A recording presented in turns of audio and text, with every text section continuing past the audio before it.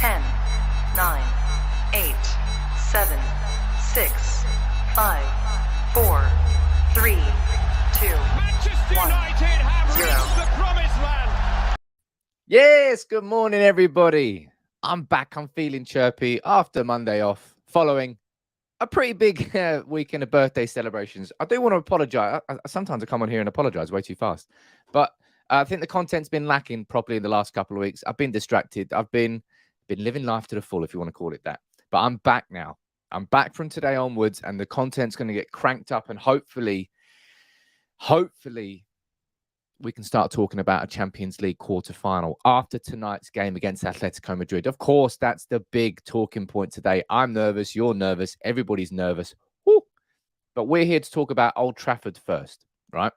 There's a big story coming out yesterday from James Ducker from The Telegraph, from Ian Ladyman from the Daily Mail, about the latest plans on the redevelopment of Old Trafford. We all know it needs to happen. Old Trafford, for those who have been, I don't need to tell you. For those who haven't been, Jesus, it is a wonderful stadium with huge nostalgia and huge history, but it's crap. Inside, it's crap. It's so far behind modern stadiums. So we need to talk about the redevelopment of that. Then I'm going to talk about the team news. I'm going to talk about Ronaldo. I'm going to talk about the Champions League. It's going to be exciting. I can't wait to do this show this morning. And hopefully tomorrow mornings I can be equally as chipper. But how are you all feeling ahead of the kickoff tonight? What are your nerves feeling like? Who's watching? Let me go down there and see in the comments. We've got Josh. Good morning to you, my friend. Sashi watching from Japan. Hello. Got Pogba watching a whole way from USA, California. Good morning to you, Paula. All. Anthony. Anuj. Who else we got down here? Sir, we've got plenty of members. Good morning to all of you. Yeah, the nerves are building. The nerves are really, really building. Look, before I do get into talking about the Old Trafford redevelopment, which is the big focus of the show this morning, I want to show this little video I made yesterday. Got me a bit excited.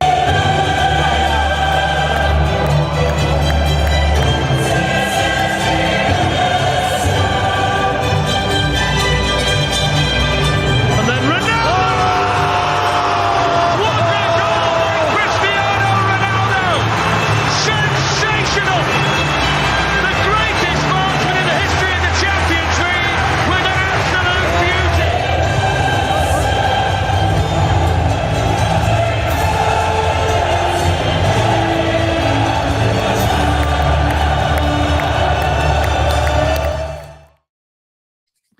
Sorry, headphone users, if that was a bit loud, because I didn't actually realize how loud that was. But I tell you what, it's exciting, isn't it? You can't help but be excited, even if you're nervous. And of course, you're nervous. You're 1-1 going into the game against Atletico Madrid, but it's effectively a single game knockout time. We've got Cristiano Ronaldo after that hat trick that he scored. Whoo! We're speaking about that next. Don't worry about that. But look, we've got to focus on the main story. I say the main story. It's a massive story coming yesterday from The Telegraph, from Ian Ladyman, and that is this.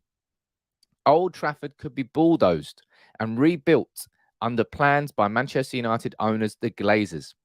Let's go on to read this article together and see what the story is. Scroll down here. Old Trafford could be knocked down and rebuilt under plans being considered by Manchester United. United are close to appointing preferred partners for what would be the biggest redevelopment project in the club's history, after an exhaustive process in which bidders were asked to submit 3 different design proposals.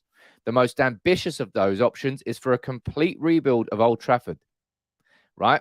So if we were to take a look at those 3 options now, this is where we're going to have this discussion this morning, right?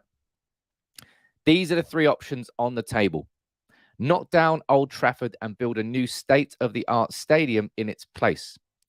South Stand expansion, which would increase the capacity overall to over 80,000 inside Old Trafford. And the third one is a complete revamp of Old Trafford without an expansion to that South Stand. Now, ladies and gents, you let me know what you think in the comments below. There's 3 different options there, 3 very different options. And the first one's going to scare a lot of people. Knock down Old Trafford and build a new state-of-the-art stadium in its place. Now, this might be an unpopular opinion, but I don't think that option should be ruled out. I think if you were to get caught up in pure nostalgia, you wouldn't move forward as a football club. I'm not saying it should be the only option. There's 3 options there, okay? But I don't personally think that first option should be completely and utterly dismissed. Spurs, they managed to do what they did next to White Hart Lane, and everybody was against it. It's probably the West Ham is the worst example, I would say, of a complete new stadium and a move away from an old home to a new home. And of course, you can look at the Bernabeu. The Bernabeu currently is being redeveloped. The new camp is going to be redeveloped into a new stadium. But Old Trafford, people, has been so utterly... Look, right, I think if Old Trafford hadn't been as neglected as it has been for so long, I think the idea probably of number 3 would be all right. Complete revamp of Old Trafford without an expansion to the South Stand. Now, the expansion to the South Stand, for those that don't know, I've got a lovely little map here. I'm like Google Maps today. Look at this. Boom. So this, if you're looking at, and this is a big question that people have, right? Sam, what would happen if option 1 was chosen? Option 1 was chosen here. Knock down Old Trafford and build a new state-of-the-art stadium in its place. Where would United play their home games? We can't share a stadium with Manchester City, can we? No, we can't, and we won't. But if you look at the land that Manchester United own, look inside that red map that's been drawn roughly. Manchester United own an absolute ton of land in and around Old Trafford. Look, Old Trafford's here, okay?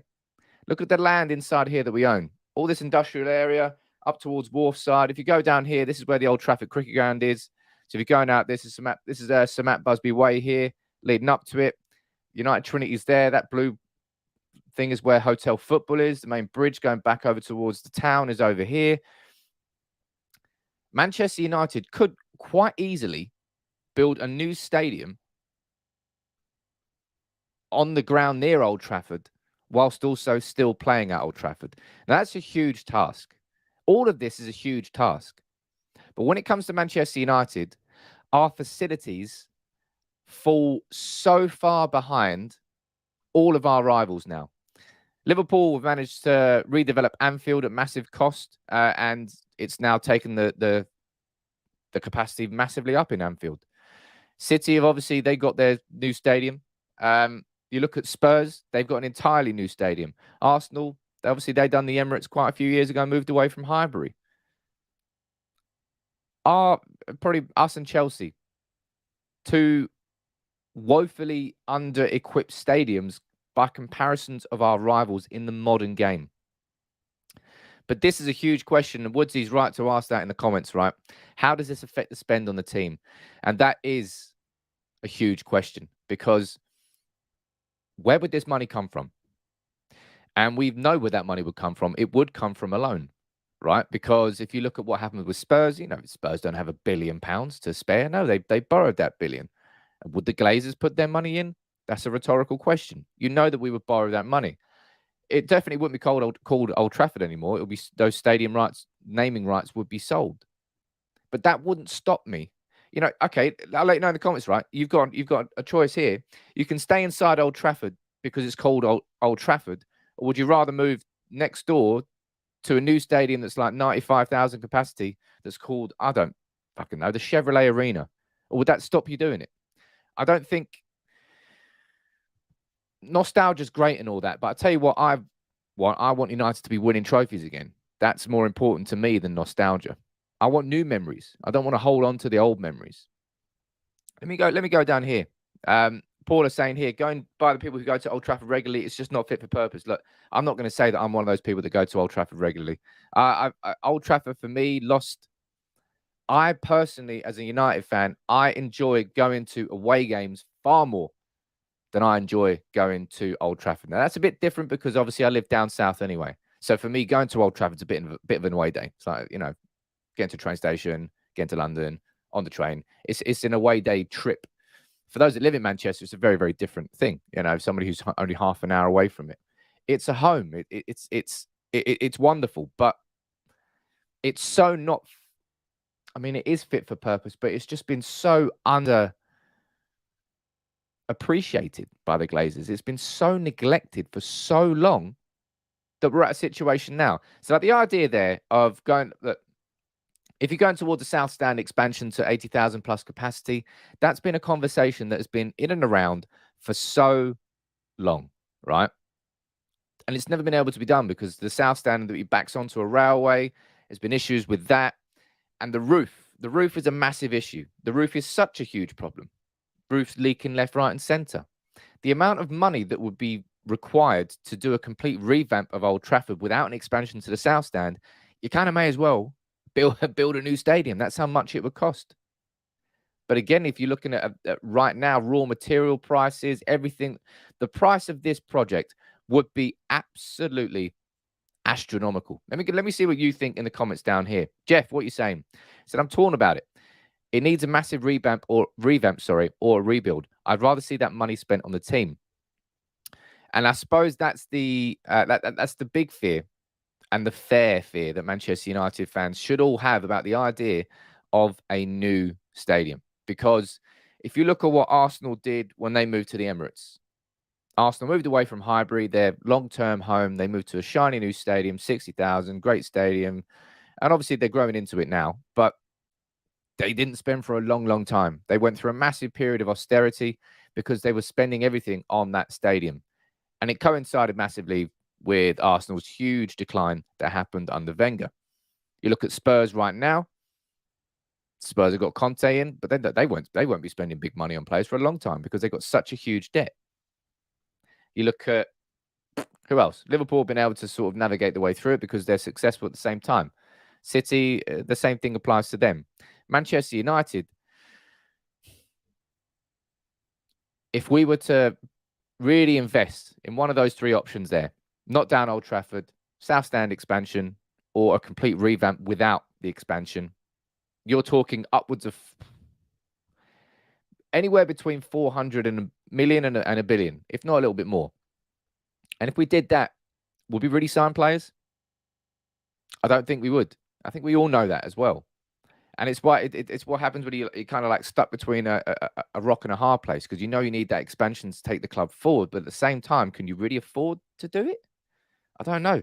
I'm going to keep going down here and reading a few more of your comments out. Anthony, you're saying Mancunian born and bred, and I just couldn't say goodbye to Old Trafford. So a revamp is my choice. Now, Anthony, I don't have any idea how they'd be able to do that revamp, because effectively the whole stadium needs a revamp, right?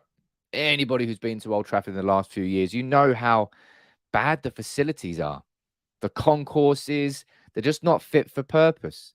Even the seats, even the toilets. Old Trafford's just, it's not what it once was. And of course, on these wonderful European nights like tonight, Old Trafford's going to be rocking. It'll be a hell of a fucking place to go. And I hope everybody who does go has a wonderful time and we win.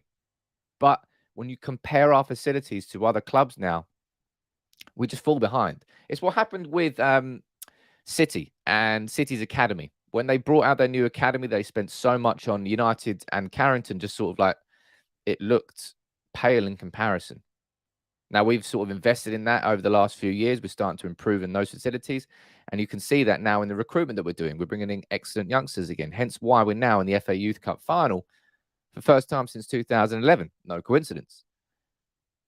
But facilities-wise, United are just, we're behind. We're way behind, aren't we? Chris, what are you saying here, buddy? You're saying, what would you rather have at the end of the season? Finish fourth and get Poch, or finish outside the top four and get Ten Hag? I don't particularly think they need to be separate conversations. I know what you're trying to do there. That's a hard question. I'd probably finish outside the top four and get Ten Hag, personally. That's how much I actually think that he is important to us. Andy, it seems like a nice comment here on Facebook, so I'll read it out. The ground is part of the soul of the club. Yes, it needs rejuvenated, but a new stadium renamed as something else will not bring success, Sam. I fear it will suck funds away from rebuilding the squad and erode part of our identity. The last thing we need now is a turmoil of a new stadium rebuild, when complete focus should be getting things right on the pitch. I mean, it's an excellent comment, Andy.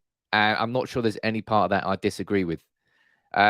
Liverpool have been able to expand and improve Anfield at a time when they're finally competing for the Premier League, rather than going through a period of like Dalglish and Andy Carroll and Andre Voronin.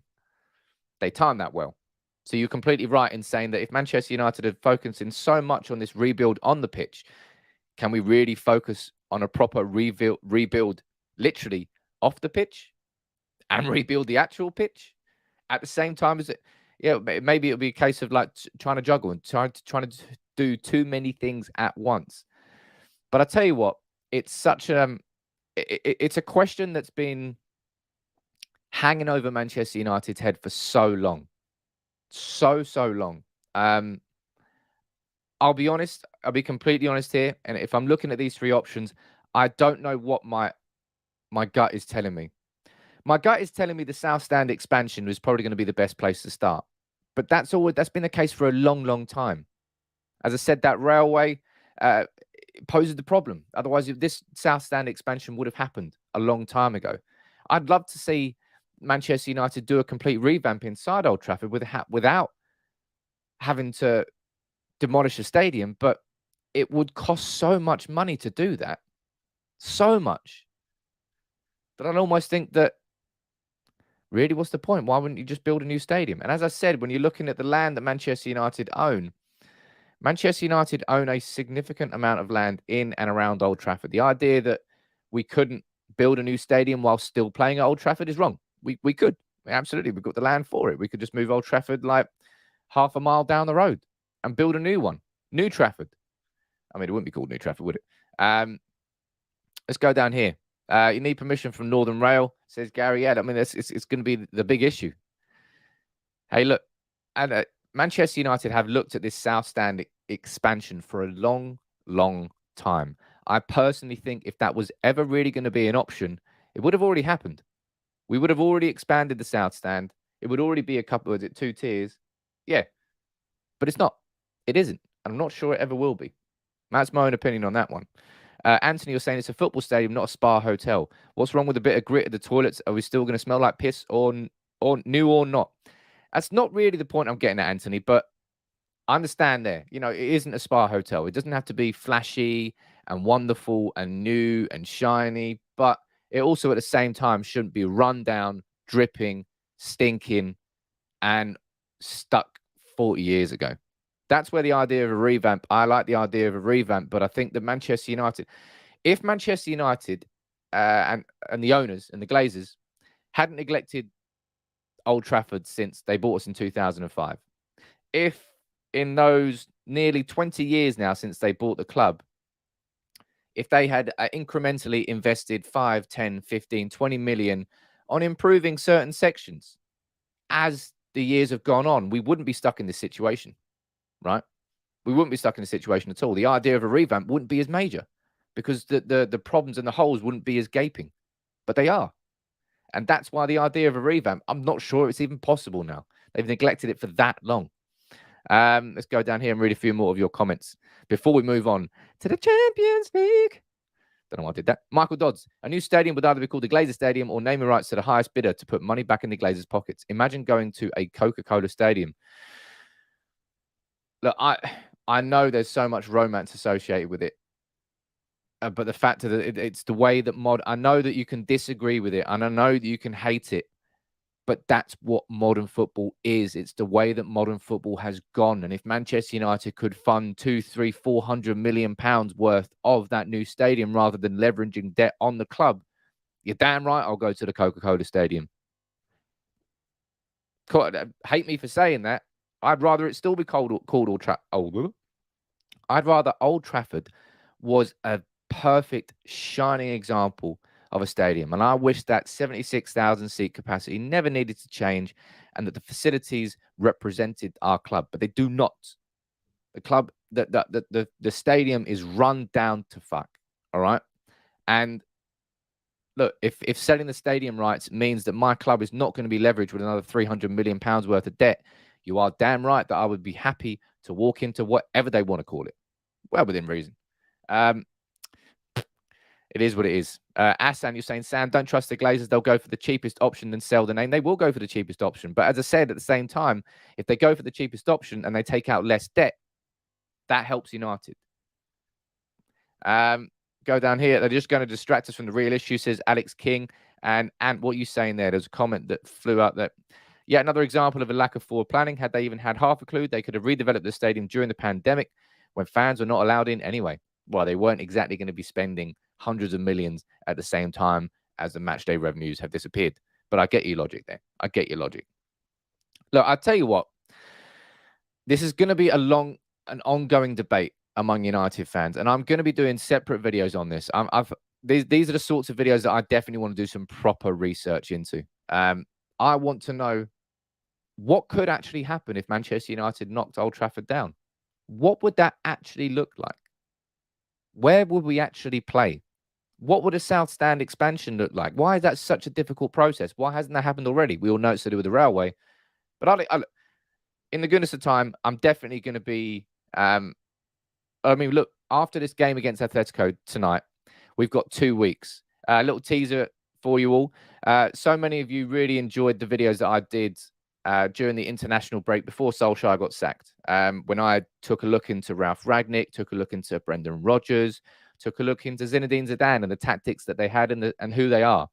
I'm doing 2 special videos, definitely at least. One on Eric Ten Hag and one on Mauricio Pochettino in terms of their philosophies, their principles, exactly who they are, with words from themselves.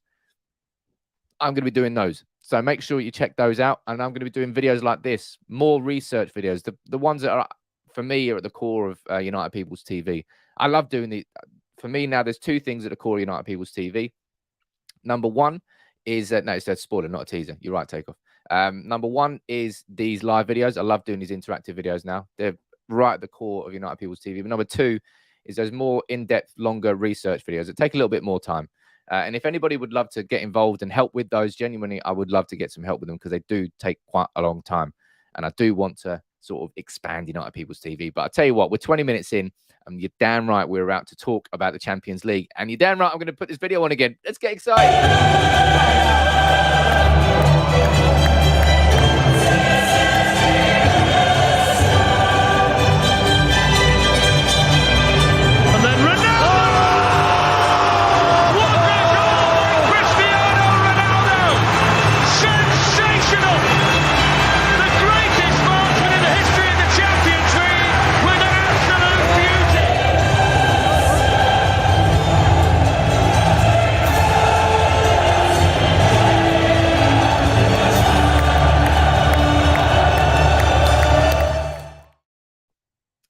What if, all right, what if, I know we're looking at like 1% chance, 1% possibility, but tonight, Manchester United against Atletico Madrid at Old Trafford, the round of 16 in the Champions League. We came away from the Wanda Metropolitano with a 1-1 draw thanks to Anthony Elanga in a game we were largely, do you remember how bad that first 45 minutes was? It's one of the worst 45 minutes you're going to see from Manchester United this season. Anthony Elanga came up with the goal, though, that made all the difference. If we were going into that game tonight now off the back of a 1-0 defeat against Atletico, I think it wouldn't just be nerves, would it? You'd just be praying. But we've gone in there tonight at Old Trafford and we know that win and we're through. Simple as that. At Old Trafford. How confident are you that maybe you're going to see that at the end of the season? How incredible would that be? I love that edit. Love that edit. Brought in a new designer to work on the Instagram and Facebook page with me. And I tell you what, he's got some serious talent. But look, do you think, what's your predictions for tonight? What's your feeling ahead of kickoff? You let me know in the comments below. Fire it in. And as always, please drop a like on the video, people. And subscribe to United People's TV if you're new. But let's take a look at all the team news ahead of kickoff. And there's one major bit of team news. This man's back. Bruno Fernandes is back, having missed the game at the weekend with COVID. We didn't know whether he's going to be fit and ready or not. Would you start Bruno Fernandes? You are damn right. I would start Bruno Fernandes. Look at this.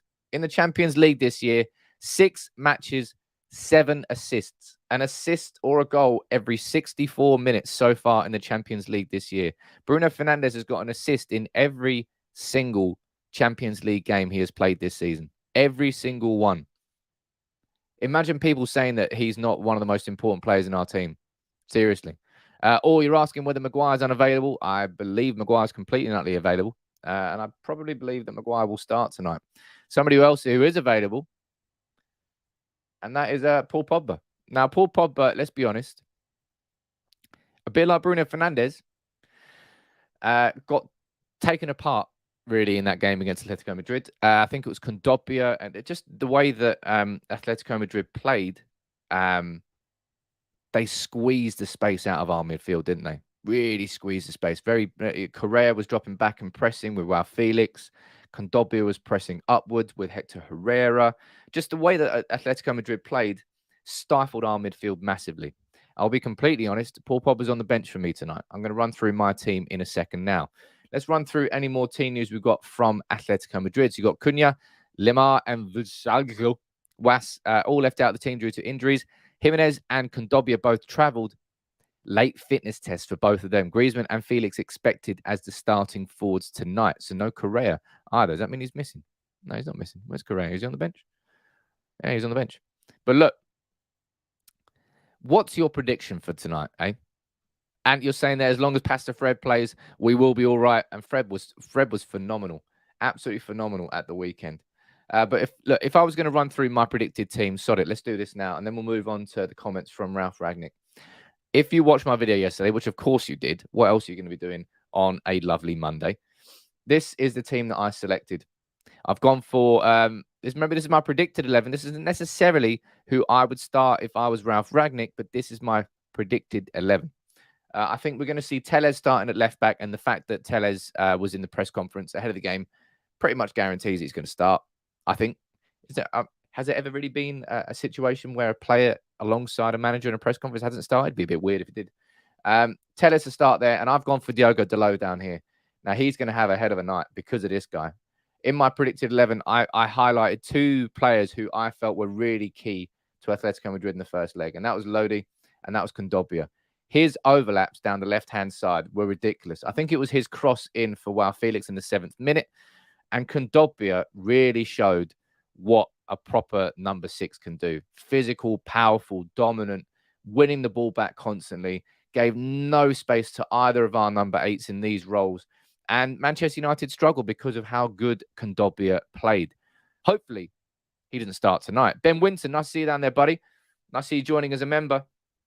Everybody, by the way, and I've said this before, but I will reiterate right now, I feel like I've neglected the members on YouTube and Facebook a little bit over the last couple of weeks. I've said last month or so, and I do apologize for that.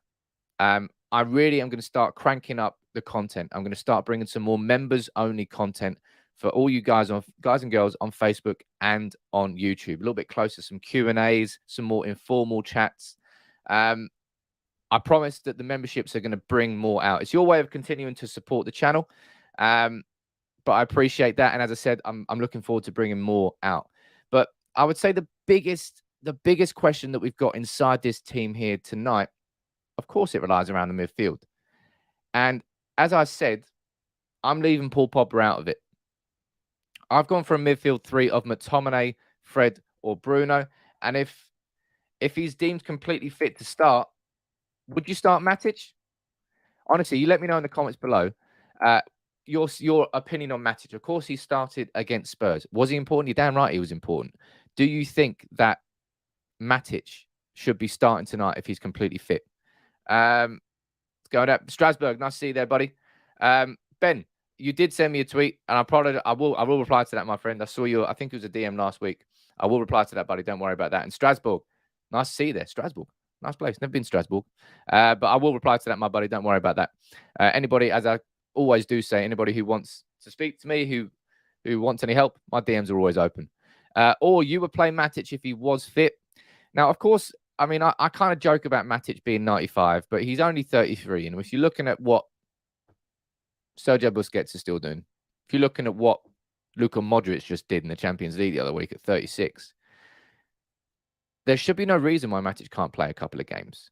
But we all know that Matic is, even in his prime, Matic was a slow player, right? He's always been a slow player. That's kind of the that's just the way that Matic plays.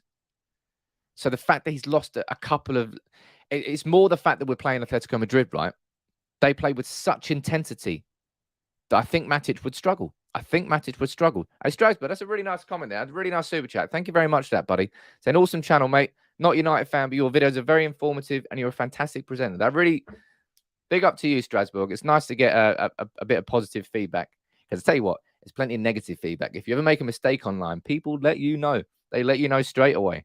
Anthony, you're saying that you would bring Matic on later to bring the game home. And my personal opinion, I absolutely agree with you, Anthony. I would rather see Matic. I would rather see McTominay come on from the start. As long as he's fit, as long as he's capable and ready to start tonight, I think it would serve Manchester United better to start McTominay tonight and to bring Matic on for probably the last 30 minutes. As we saw away from home, it was when Matic was introduced that the game sort of switched, didn't it?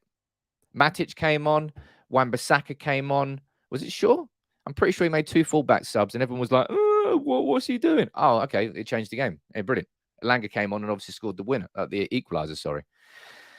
McTominay, for me, it makes more sense to start him because the start of this game is going to be crazy. The start of this game is going to be Atletico Madrid trying to get as much of a grip on the game as possible. We know they're going to set up in this 3-5-2. We know that realistically, if you're looking at this situation, and that's probably why they dominate so much, but look right there, they've got an overload. That's 5-on-3. As long if Atletico Madrid's 2 strikers, if that's Griezmann and Felix tonight, and their 3 centre mids tuck in, that means Fred, Bruno, McTominay is surrounded by 5 players. That's going to be very, very difficult. It means that you're going to have to see whether it's Elanga or Rashford, whoever it is, drop in deeper. They're going to need to come here and offer themselves out. They're going to need to offer there. Hopefully that will drag Lodi into that situation. Sancho can drop off and all of a sudden look at the space that he's got. Tonight's going to be a tactical, I don't know how to describe it. It's going to be tense. It's really going to be tense. Paulie, you're right there saying that the game changed completely when Matic came on. I completely do agree. Let me go down here and read a few of your comments out.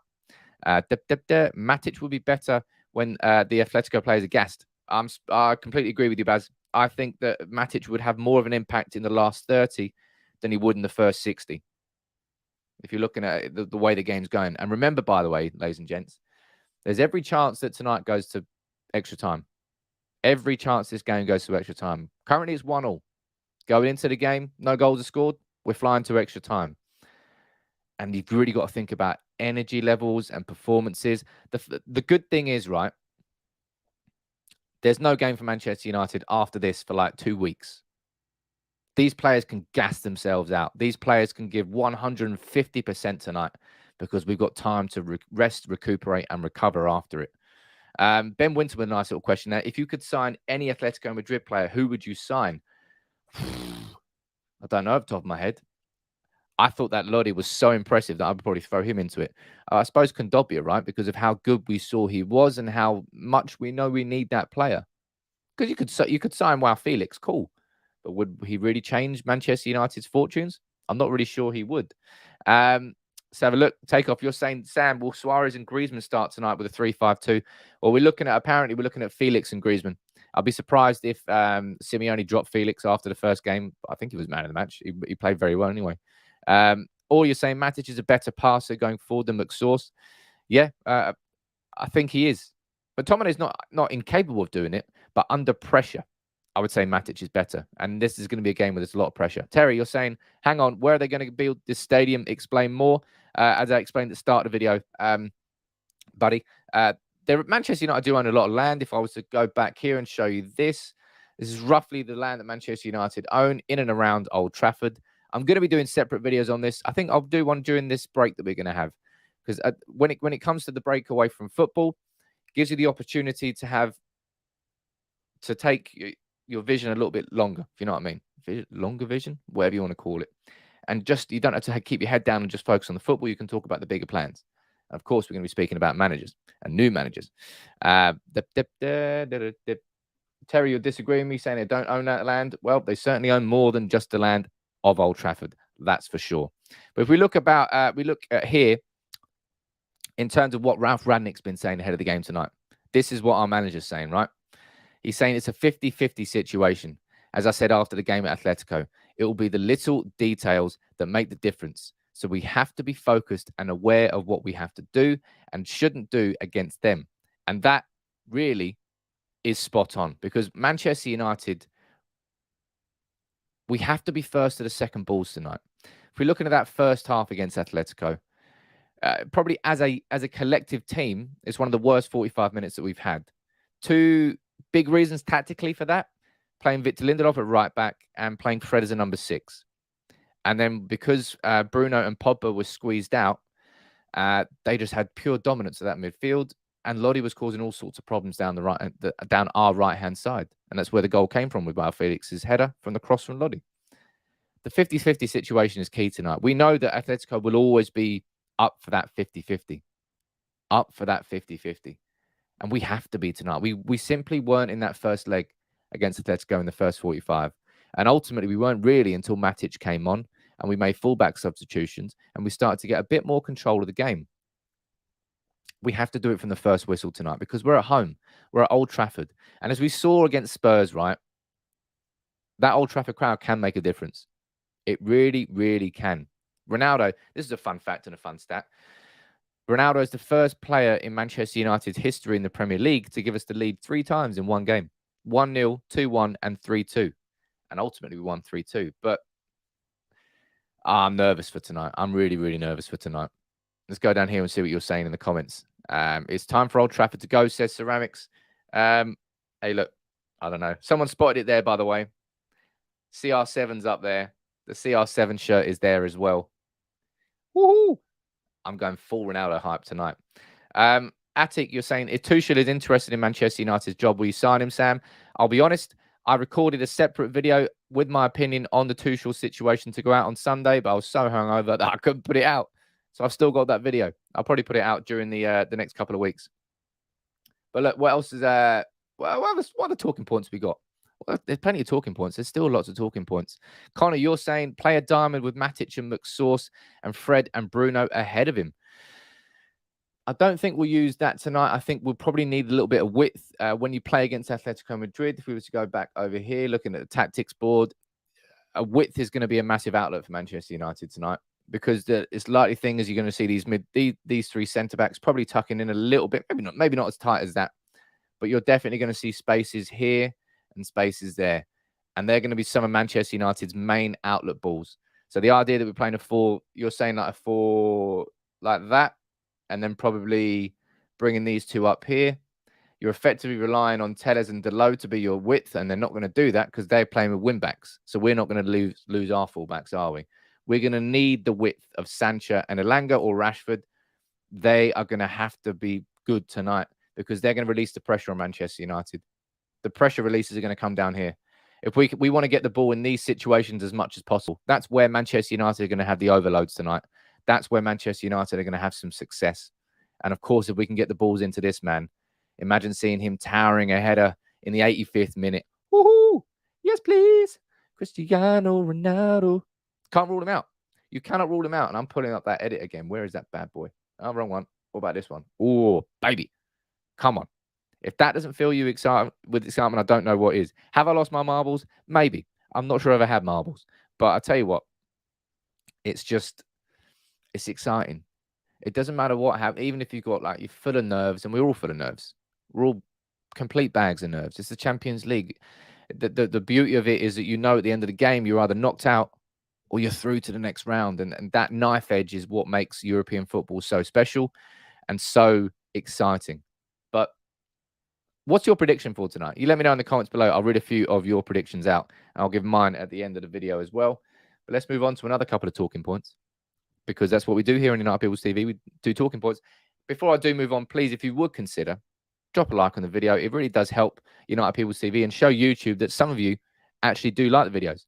So drop a like on the video and subscribe to United People's TV if you're new, or join Ben and join, what was the name of the second lad that joined? Let me scroll up here. It's Strasbourg. Of course it was Steve. Come on, Steve. If you join Ben and Steve by becoming members on the channel, I'd love to have you on board. Alex, I hope you're completely wrong here. And I'll be honest, I hadn't really given much thought to it, but I swear to God, if tonight goes to penalties, I'm going to cry. If tonight goes to penalties, I'm going to cry. Takeoff, you're going 3-2. Anna, you're saying Ronaldo to score a brace. 2-2 and 5-4. My heart couldn't take that, Klein. My heart couldn't take that. Shushant, you're saying 3-1.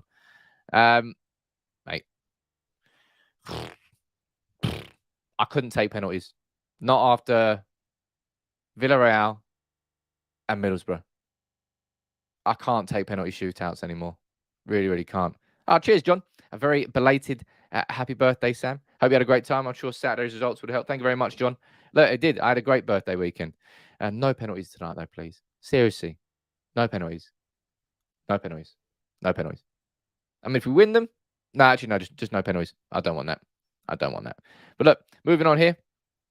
There's a little comment from Mike Vavage, our most reliable journalist from The Telegraph out in Holland. What is he saying about our favourite baldy? That's Erik ten Hag. He's saying the Ajax hierarchy believe Erik ten Hag will leave the club this summer.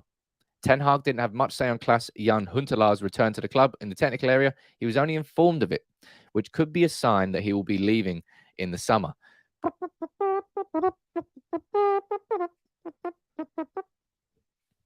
It's no offense to Poch, but you all know that I would rather us get Ten Hag, and any propaganda towards Ten Hag, I will bring it here and I will sing about it. But yeah, Ten Hag, as I said, I'm going to be doing a proper in-depth video on Ten Hag's philosophy to bring out during the internet. It's not an international break, but it effectively feels like one. We were supposed to play Liverpool next weekend, but that's been postponed because of their involvement in the FA Cup, because they didn't get knocked out by Middlesbrough on penalties.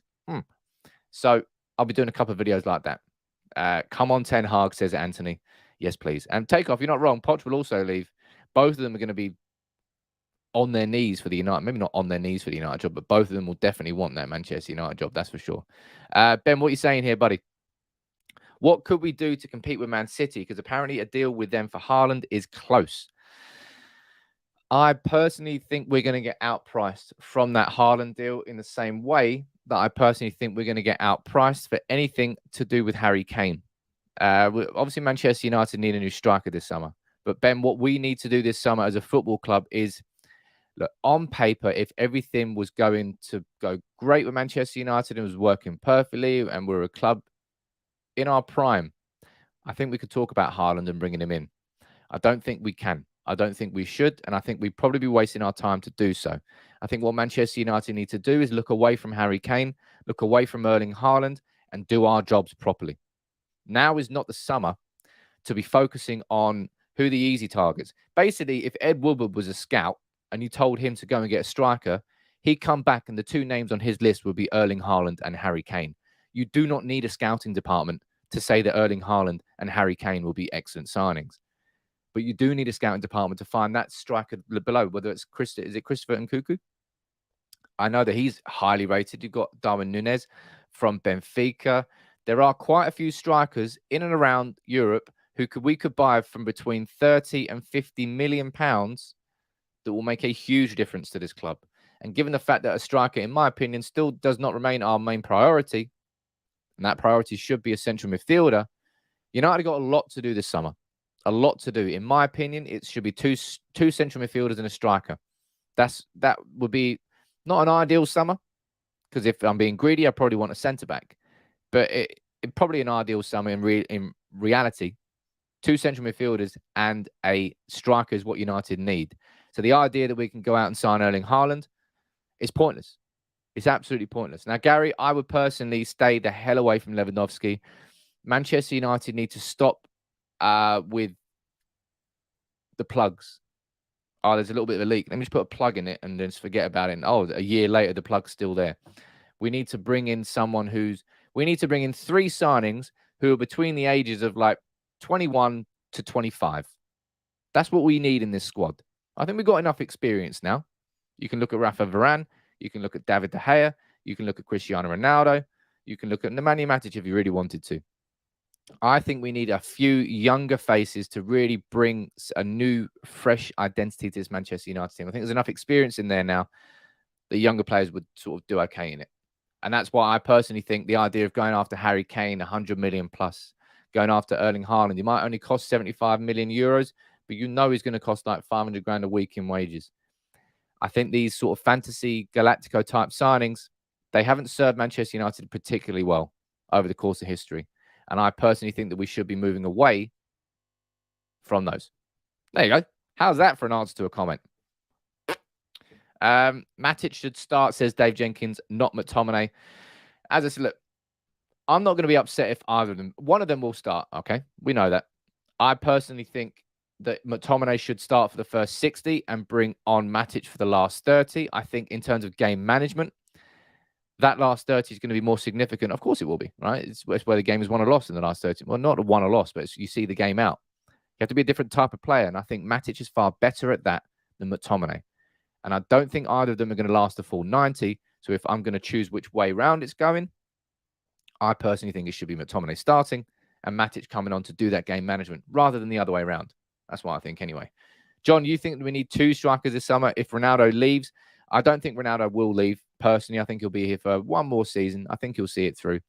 But I suppose that does depend whether we get Champions League football. I'm not sure whether he'd leave if he didn't get Champions League football. I don't know. Jonathan David is another name that's getting thrown around. I'm going to be doing plenty. Maybe I'll do some content. Anybody who has any content ideas they'd like to see after this game tonight, because we've got nearly probably 2 weeks without football. So it really allows you to focus on having bigger conversations about longer term plans. And definitely a striker signing should be another one. I'll do one on strikers. I'll do one on Ten Hag. I'll do one on Pochettino. Plenty more. Good morning to you, Bitterbird. A happy Champions League day. It's a happy Champions League day. Are you saying, Bitterbird, that you want to see the video one more time? I think you're saying that we're going to see one more time. So I'm going to see it one more time.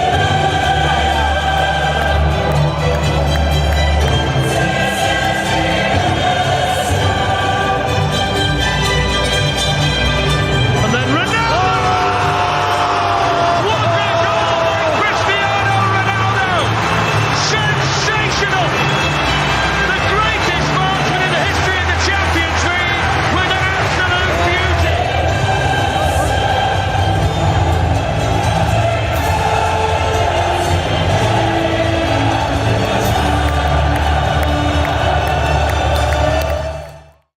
My God, is there a better? There's nothing that gives you the bigger goosebumps than hearing that in a stadium.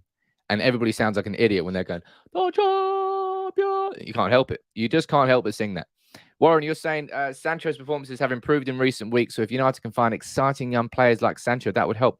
Sancho has been nothing short of phenomenal. Really has been fantastic for Manchester United in the last. Was he player of the month in February? And he's just looking red hot. He's looking red hot. And tonight, as I said, if we're looking at for an outlet, we're looking for Jadon Sancho tonight. I personally think it'll be Elanga that starts, given Rashford's form, but maybe he'll start Pogba out on the left wing to try and give us a bit more composure going forward. That was actually my prediction for the first leg. You can let me know what you think about that in the comments below. Spreading the joy and buzzing with that video, says Vidabert. I hope you all are buzzing, and I'm excited. My gut instinct, correct me if I'm wrong, I feel a 1-0 tonight. I don't know why, all right? I don't know why. But that's what I'm hoping for. I'm hoping United give me a 1-0 win tonight, and let's see what happens, eh? Let's see what happens. I'm nervous. You're nervous. We're all nervous. Let's see what goes on. Kieran, with probably the worst comment of the year. I'm only joking, Kieran. You might think I'm crazy, but do you think we can try Mata as a CDM, then bring Matic on to see the... I do think you're crazy. There's absolutely no way that we should put Mata anywhere near that CDM. Danny, you're saying you guys are delusional, still living in the past. Do you see how ugly that stadium is now? San Siro is getting demolished. Just move on, my lord. Upgrade the stadium and out some paint is blah, blah, blah. Look, everybody's going to have their opinions on the stadium. I don't think anybody's delusional. I think there's going to be a lot of people that have got a lot of emotions stuck to Old Trafford. Of course they do. It's been our home. It is our home. But it doesn't mean that, as I said, try not, in my opinion, nostalgia can be a little bit dangerous. It can be help, of course, it can be an asset, but sometimes it can be a little bit dangerous. And I don't think Manchester United should be ruling out the idea of demolishing Old Trafford completely. I think it should be an option. I don't know what the right option is, but like a lot of you are saying in the comments, can we really focus on rebuilding our entire club's home when we're trying to focus on rebuilding our club? Can we really do both at the same time when we can't even really do one thing, and that's rebuild? And I think that's a fair point, all right? I think that's a fair point. Hey, look, thank you everyone for joining in today. Hopefully we see a bit of this, all right? Hopefully we see another bit of Ronaldo Champions League special tonight. Hopefully we see him grabbing his balls and Diego Simeone crying on the touchline. That's what I want to see. But look, I'm excited about it. You're excited about it. You make sure you join in here for my match reaction that comes at full time, because hopefully I'm going to have a big, big smile on my face. and I hope you will too. But thank you all very much for all your comments. Thank you very much to all the new members. Who is it? Strasbourg, Steve, Ben Winson. Thank you very much for joining as members today. Anybody else, I'd love to have you on board and joining as well.